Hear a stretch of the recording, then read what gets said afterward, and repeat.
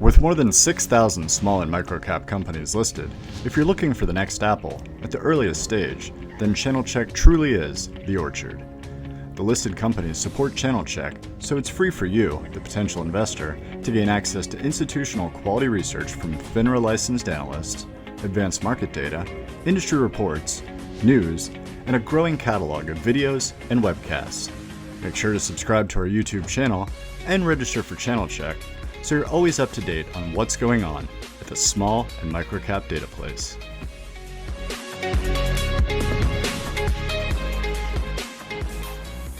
Welcome to this special edition of the C-Suite series presented by channelchek and Noble Capital Markets. Noble is an SEC-registered, FINRA-licensed broker-dealer and the source of the equity research available on channelchek.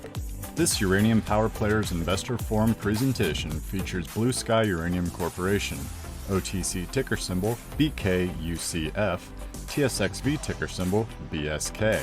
Following a brief overview presentation from President and CEO Nico Kakos and VP of Exploration and Development Guillermo Pensado, Noble Senior Research Analyst Michael Heim will moderate a Q&A session. With that, I am pleased to present Nico and Guillermo. Hello, welcome everyone. Welcome to Blue Sky's presentation. My name is Nico Kakos. I'm the President and CEO of the company. And today we're going to be presenting a very, very unique uranium exploration discovery in southern Argentina that stands out amongst all other explorers in a very unique way, in that it is an entire district with the potential to rank amongst the largest uranium districts in the world with some of the lowest operating costs. Here I bring to your attention, have a read of the disclaimers and cautionary language, as I will be making some forward-looking statements. And just looking at the overall investment criteria for Blue Sky, I think in the backdrop, we are looking at the uranium market. There's a global supply deficit, which means we're seeing a rising price in uranium, and the forecast going forward is very, very bullish. Another point is that in Argentina, where we're operating, there is a demand for uranium there. So that creates a very unique opportunity for Blue Sky alone. The project itself, it's underpinned, first of all, with a value. In our PEA that we published a couple of years ago, we've identified just under 23 million pounds of uranium and 11.5 million pounds of vanadium. The key, of course, though, is that it's open for expansion. This is an entire district that stretches over 145 kilometers in length by 50 kilometers wide. We've worked on this for nearly 15 years, so there are many targets that have been identified, and it definitely has potential to expand and to rank amongst the largest. And like I said, not just ranking amongst the largest deposits and districts in the world, but also with some of the world's lowest operating costs, and we'll be demonstrating that in our presentation as we're going forward. Here's a map of Argentina, and basically we're just identifying the location of our Amarillo Grande project.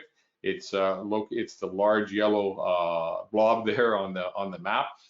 It's located in the northern portion of Patagonia in the province of Rio Negro. And I also bring to your attention the size of this project. It's nearly 300,000 hectares in properties. And a word about the management team. Any successful company, no matter how good the asset is, I think the most important element is who's behind, who's managing the company. And Blue Sky Uranium is managed by Grosso Group. Now, Grosso Group are basically experts in operating mining exploration in Argentina. They're pioneers, have been active in that country since 1993, when Argentina opened up for foreign mining investment. And as a Grosso Group, we've had a lot of success in that country. Our batting average is definitely way above average. Made 4 major discoveries, including 2 gold mine and a silver lead zinc mine that are currently in production still. We've discovered the Navidad silver deposit, which is the world's largest undeveloped silver project, and that's also located in Argentina. And of course, the Amarillo Grande uranium-vanadium deposit, which is the subject of this presentation. Now, the Grosso Group is headed, of course, by Joseph Grosso. Joe Grosso is a visionary and has been inducted into Argentina's Mining Hall of Fame, extremely well known in that country, and he provides our company as chairman and director with a tremendous competitive advantage in that country. And just to bring your attention to just a couple other people here that are key on the team, Dr. David Terry. He's a professional geologist and he's been a senior executive. He's got over 30 years of experience in mining, and he's been a very key director and advisor on our board since inception of the company. Guillermo Pensado, who's going to be joining us in this presentation, is a vice president of exploration. He too is an award-winning geologist, been awarded the Explorationist of the Year just over a year ago. And also Chuck Edwards. Now Chuck is recently joined us. He's a mining processing engineer and metallurgist. Chuck was the chief metallurgist for Cameco for many, many years, and he's extremely well known. He's extremely well regarded worldwide, and I think we feel very privileged to have someone of his caliber on our team to do all the mining, engineering, and metallurgical work for Amarillo Grande and Blue Sky. And then stepping back, let's take a look at the uranium demand and supply fundamentals. I think what we're seeing, I mean, in snapshot, what this graph, this chart here is showing that the demand has been outstripping the supply of uranium production since over a couple of years ago. And that's why we're beginning to see a price increase in the uranium. I think uranium is trading between $30 and $33 right now on the spot price. A couple of years ago, it was down to $15, $16 a pound. And it is projected to continue to go forward. In fact, it was just very recently that Morgan Stanley also stated that uranium sector they see is probably their most favorite metal in the entire mining industry. And what's really driving this demand is the search for carbon, reducing carbon footprint and environmentally friendly ways of generating electricity. And I think it's been very well accepted globally that this cannot be achieved without nuclear power. And then looking to see where is uranium currently being produced. We see that not many places around the world are able to supply uranium. Kazakhstan provides just over 40% of the world's uranium, and the other countries being Australia, Canada, and Namibia. And also, if I can state that in the last decade, when uranium prices were quite depressed, there wasn't a lot of exploration for uranium. So it's not like now that there's a demand for it, it's not like you can turn on a switch and get more uranium. It's definitely in short supply and not that simple to identify. And how's the pricing for uranium? Well, uranium isn't traded on an exchange the way you would trade copper or silver. Uranium is basically priced by contracts, and these are contracts between a miner that produces uranium and a utility like a nuclear facility that purchases it. And typically these nuclear utilities will acquire long-term contracts and that range up to maybe 15 years, and they usually will pay a premium to the spot price.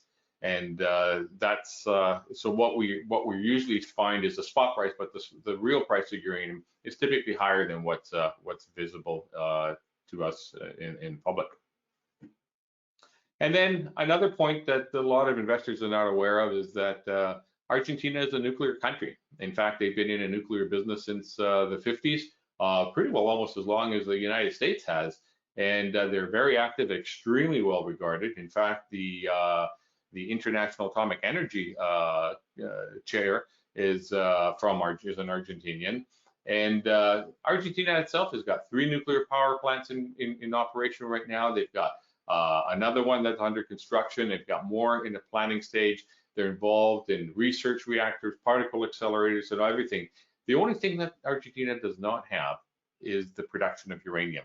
They import all their uranium and they pay a tremendous premium to the current price of uranium. So if there's any domestic production of uranium, I think Blue Sky, being the largest and most advanced right now in Argentina, definitely has an opportunity to become the first supplier of uranium to that country, and then be in a position to export from there on.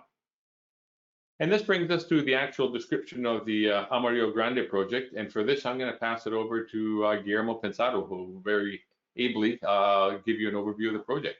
Guillermo? Okay, thanks, Nico. Hi, everyone. Well, I will try to explain you from the technical point of view why this project is so unique, also special in the uranium war. And this is a good picture of the land where Amarillo Grande is located. As you can see, it's a flat area, blue sky, beautiful blue sky there, with almost no population close to the area. And this is the first thing that we saw when we went to explore into this area. It's a great area to be exploring for uranium from the environmental and the social point of view. Next, Nico.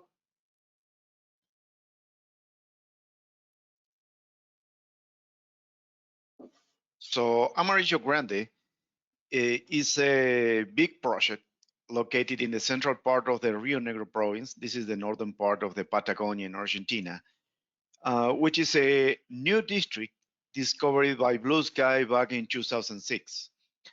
This was a great discovery in an area where uranium was not known or mentioned in any bibliography before. And this discovery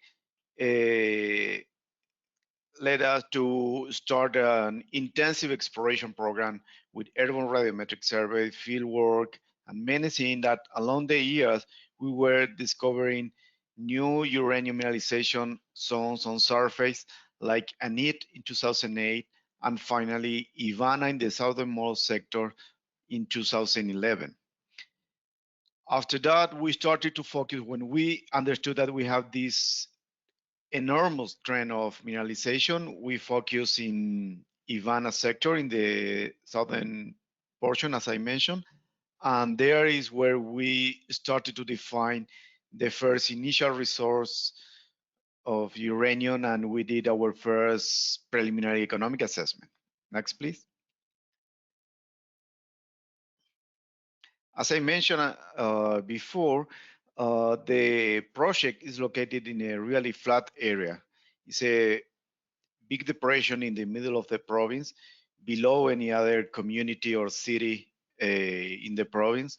But still, although you can see no much things there, it's an area with good infrastructure. We have a paved road or dirt roads all along the project. We have water. We are close to railways, and we are close to deep ports also. In a province which is open and mining friendly, as well as with natural resources, because they also work in oil and gas sector, and where many other companies are actually exploring at that province. The elevation of the project is in general below 200 meters above seawater, so that's mean very low altitude. Very dry zone, below 300 millimeters per year or 12 inch. So we can operate year round, and we are close to services in a province that offer good services for the industry. Next, please. So the Amarillo Grande, as I mentioned, was discovered with mineralization on surface. Basically, discovering this yellow mineral, which is carnotite, is a uranium-vanadium mineral that was discovered or coating the pebbles or between the grains of unconsolidated or salty sands and conglomerates. So this was first described as superficial type mineralization, as those in Africa or Australia. But when we started to go deeper by drilling, we start to understand that this upper mineralization was the upper expression of a sandstone-type deposit similar to those in United States or in Kazakhstan that actually produce most of the uranium every year. So the mineralization until now was discovered in the first 25, 30 meters from surface. That means that the exploration cost is very low, and potentially the mining process in the future will be very low because the mineralization is located in salty or unconsolidated sands and conglomerates. So finally, you don't need drilling and blasting when you would like to produce uranium. Next, please. So one of the good things here is that when you are working in exploration is to see the model that you are following. And in this case, we have a similar geological environment to those sandstone-type deposits in Kazakhstan. That means uranium which is trapped in groundwater, reaching uranium by a kind of trap, usually a oxidation reduction trap, and generate not only one, if not, is a big barrier along several kilometers that may trap different or generate different uranium deposits, as seen in Kazakhstan, where some of those deposits could be really big deposit. A good example, Inca mine, which has about 270 million pounds U3O8 resources at a grade 0.03% U3O8, similar to the grade that we are seeing at Ivana deposit. Next, please.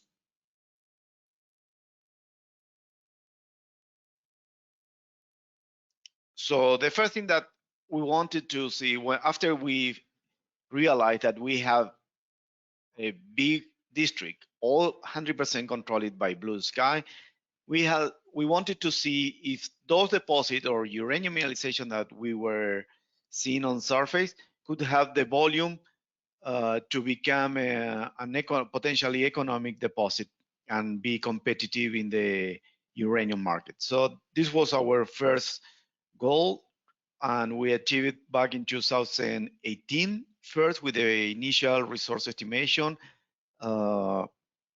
extended later in 2019 to this table, 28 million tons, grading 0.03% U3O8, which comprise almost 23 million pounds uranium and 11.5 million pounds vanadium, which is a good credit. As I mentioned, carnotite, one of the more important minerals here, is uranium-vanadium mineral, so you can recuperate that vanadium also.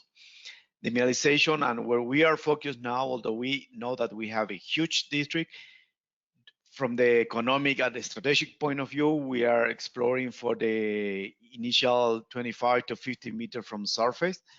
As mentioned, carnotite plus coffinite are the main minerals. Those are leachable, and the characteristic is both sandstone and superficial type deposits. Next, please. So this is the zone of the first deposit defined. This is the southernmost sector of the district, Ivana deposit. As you can see, it's a big zone, more than 5 kilometer arcuate mineralization corridor with higher grade zones in the middle, potentially the initial mining zone in the future, and it's still open for expansion, something that we are planning to do soon. Next, please. So once we found that we have a good volume that could become economic, we have to realize if that mineralization can be leachable and at very low cost, and the initial metallurgical tests indicate that with two simple steps, we can recover about 85% of the uranium and 53% of the vanadium. The two steps are initial simple wet scrubbing and screening. So separate the uranium from the pebbles or between the grains. That's reduce your volume to a quarter of the initial volume, but increase your grade almost 4 times. And that pre-concentrate you can leach with alkaline solutions. So that means a low environmental impact and low cost also. Next, please. So finally, we delineated with engineers the kind of production that we could have in the future. And as you can imagine, this is sands, salty sands and conglomerates on surface.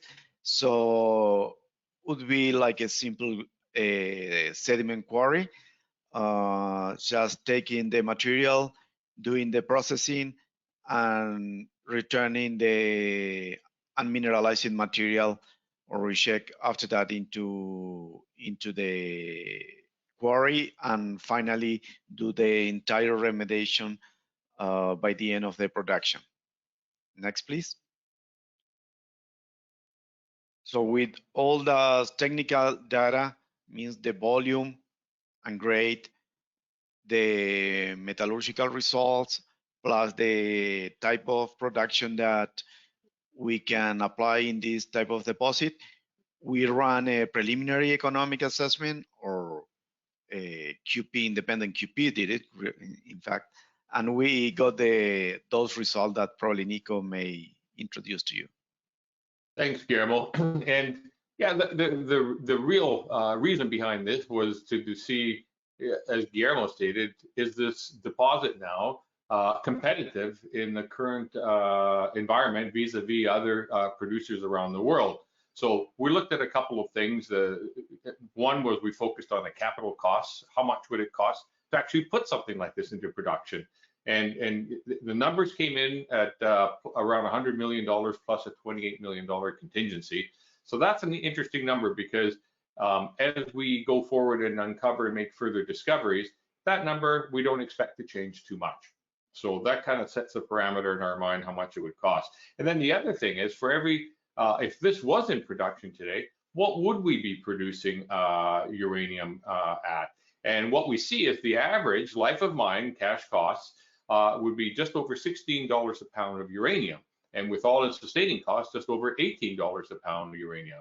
Now, you know, this, you look at it, if this was in production today, this would be making money. So this is a good environment, a good situation, but still, we really wanted to see vis-a-vis others, how would we rank? So what we did is we took the red bar there, which shows the cost of producing a pound of uranium, and for Ivana, and plotted it on a chart against many other producers around the world. And what we see is that if Ivana was in production, we would rank in the lowest first quartile globally. So in fact, we would rank with all the in situ recovery mines in Kazakhstan. So this is, Ivana is a very, very economic, competitively very economic. So what this tells us is, you know, we're on the right track basically on this project. We've got something that can be low cost. The next stage, of course, is, can we grow it? You know, and that's exactly where we're at right now.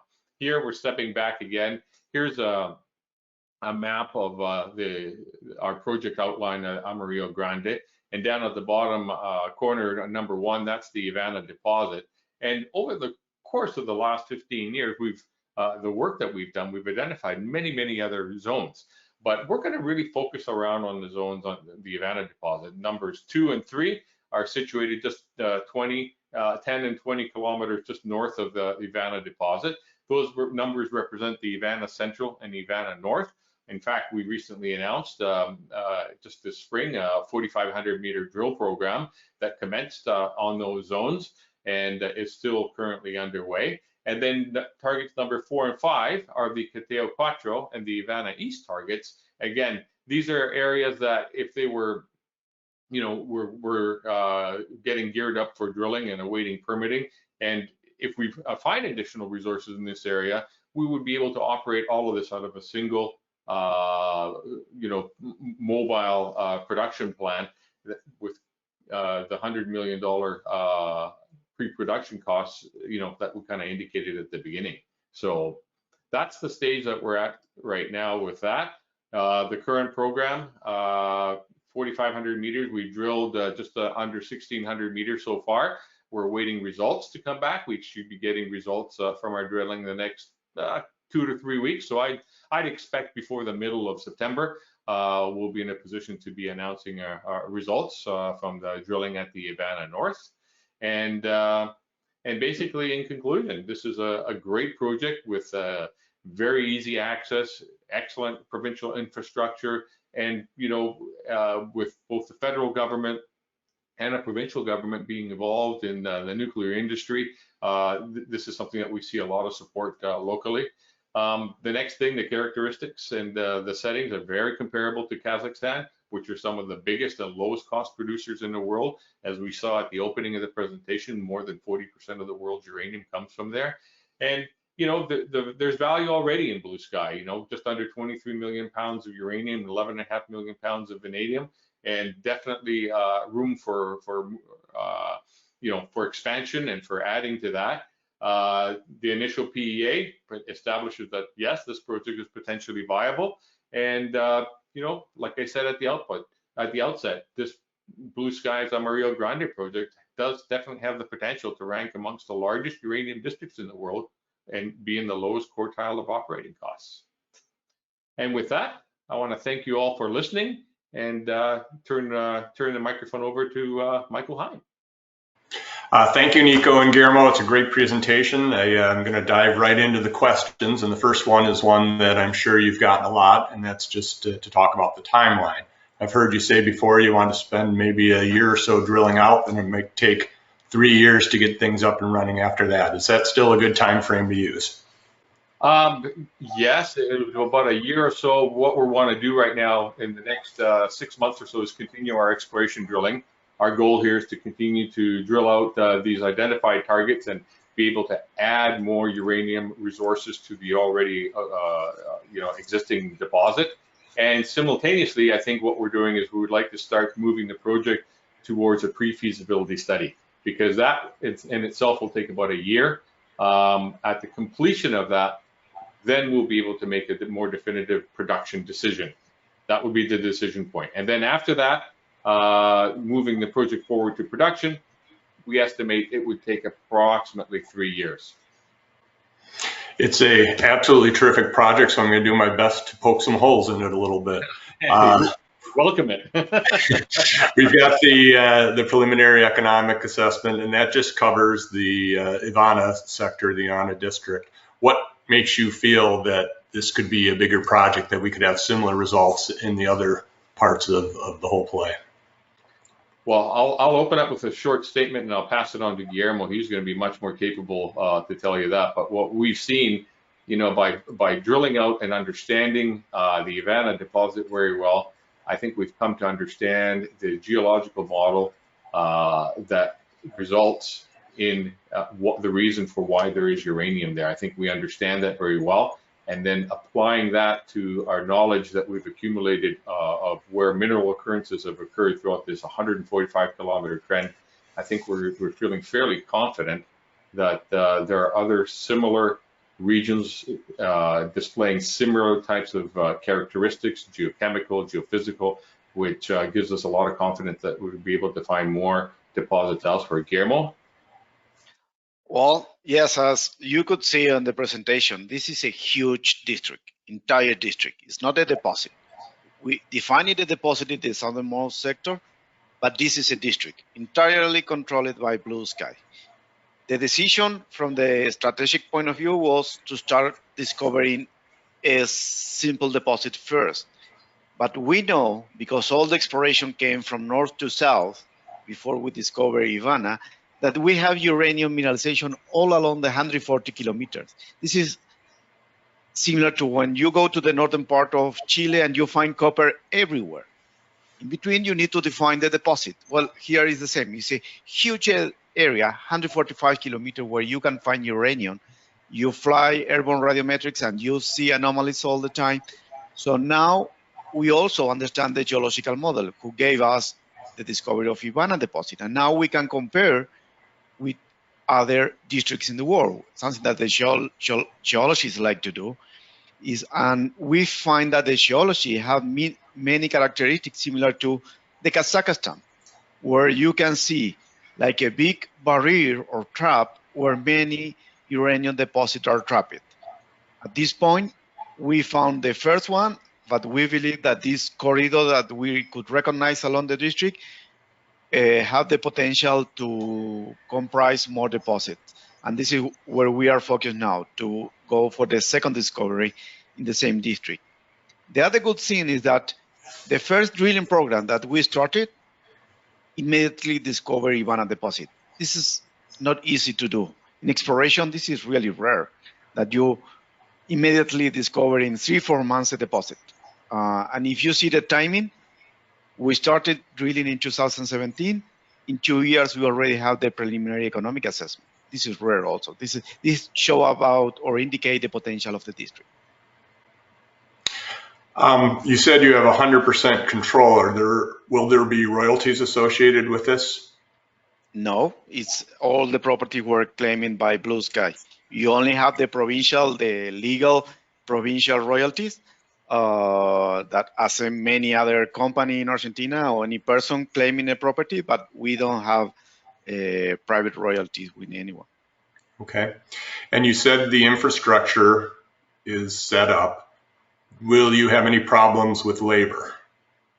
Well, it's a province with very well developed oil and gas sector. So you have trained people in the northern part of the province and services company that may provide the services. We are not talking a huge operation.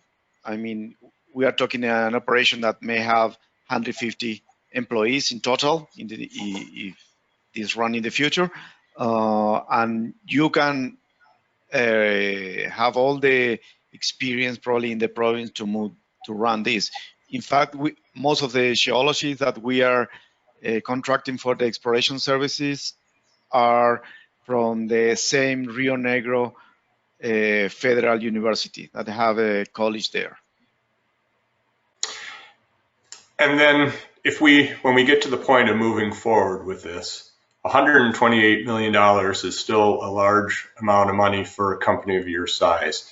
Talk to me a little bit about the relationship with Grasso. Would you be bringing in partners at that point? How would you finance that type of expenditure? Yeah, I mean, if we're ready to go forward into production, we wouldn't be at the stage that we're at now. I imagine, after about a year or so, and if we've made additional discoveries, number one, I expect our stock price would be able to reflect the new value that we've got in the company in a more advanced stage of the project.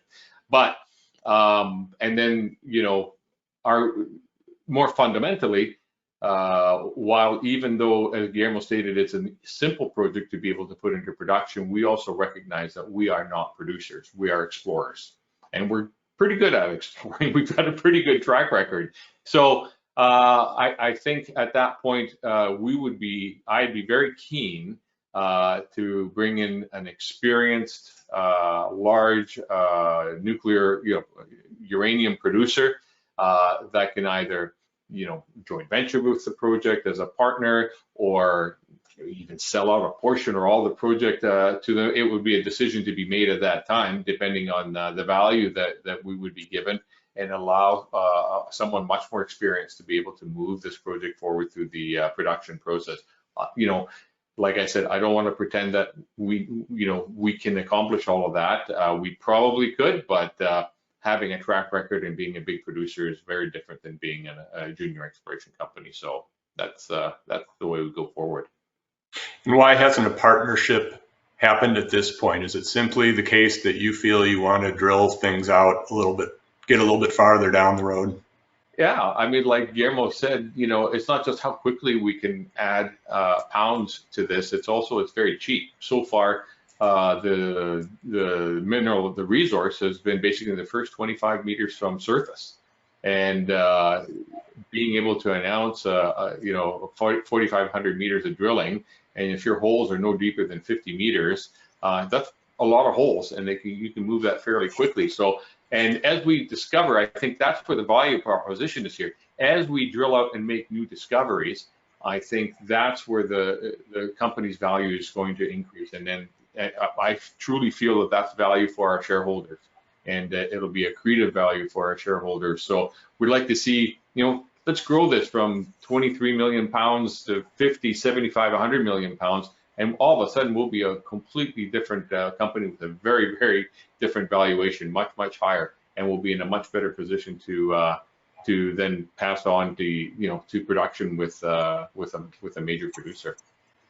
So talk to me a little bit about how you finance things in the interim. We've got a cash burn with the expiration. You've done kind of private placements here and there. Is that associated with the Grasso Group again, or a different entity? No, I mean, I think the key thing is, so far ownership of the company, I'd say close to 60% of the company shares are owned by management, insiders, our friends and family. Like I said during my presentation, we've come through a decade of depressed uranium prices, when trying to solicit investment in a uranium exploration was a very difficult thing to do when there were other competing investments. But we, as insiders, understood the potential and the value of this asset. So we basically put our money where our mouth is. We believed in this project, we invested in it, we control a whole bunch of it now. And going forward, yes, we continue to do private placements. I think for a junior exploration, it's the best way to go forward, because it allows the company to not, put a lien on any assets, and to keep the asset as clean as possible, and see if we can move it forward, to a much bigger resource in the best way for shareholders to retain the most value. And I think you had 1.2 million Canadian in cash at the end of the last reporting, and then you've done about 2 million more in private placements since then. How long will that 3 million last you? What's the drilling plans in terms of costs for the rest of the year? Our drilling costs, Guillermo, about a couple $1 million maybe. Yes, the idea now is to expand the Ivana deposit and continue with the exploration, and I think that both will be something like 1.5 to 2 million. Yeah, and then with the rest of the money, because our overhead is extremely low.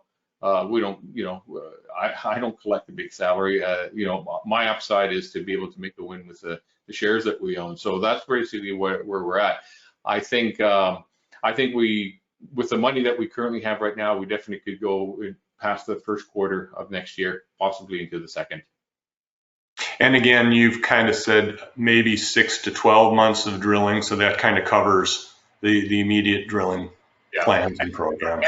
As we get results back, we get the positive results that we're hoping for, and we're putting them out, and our market reacts, and as the market moves up, it puts us in a position to raise a little more money with much less dilution too. You did a good macro case for uranium prices, and we've certainly seen that before with a lot of companies. How much does the uranium prices affect your appetite for drilling? Would you accelerate if prices were going up higher? Would you slow down if prices went lower? We set out with the premise that we have an asset here that can be economic even in a current environment. We're not waiting for a $50 price. I mean, if a $50 price comes, then we'll be super economic potentially. So would we accelerate? Perhaps. I think as we uncover more resources and our market valuation increases, and then we're able to raise more money, perhaps then we could become more aggressive in accelerating the drilling. But right now, I think the pace that we're going is, the next 6 to 8 months, I think is going to be perfect I don't think it makes a difference to be able to accelerate that any further. I keep hearing anecdotal stories of uranium buyers. The long-term contracts are drying up, and they're relying more and more on spot. And that kind of points, to me at least, the belief that we might see a spike in prices as opposed to uranium moving up slowly. Do you share that belief, or do you think it'll be more of a gradual trend upward? I think there'll be more of a spike. I think uranium. I think you're right. The long-term contracts. A lot of miners are just simply tapped out, or they haven't been investing in exploration. I mean, you look at the number explorers that were there in the last uranium bull market. There were like 600 on, I think, on the Toronto Stock Exchange, and right now I don't think there's even 30 or 40. So there's not a lot of people looking for uranium, and that, of course, even when you find it, we saw the timelines that it takes to bring it into production, and this is in Argentina. It takes 3 years or so. A country that already has all the legal infrastructure in place, all the for handling uranium and nuclear materials. You make a discovery in a different country that isn't attuned, doesn't have all this infrastructure in place. It can take over a decade to get the IAE in and put all the how to handle and move uranium about. So it's not something that you can snap your fingers and get more uranium. So I think we could be setting up for a spike in the very short term. Well, and the explorers being slow to react kind of points towards not only a spike, but maybe that things could stay high for a while. Yeah, that's right.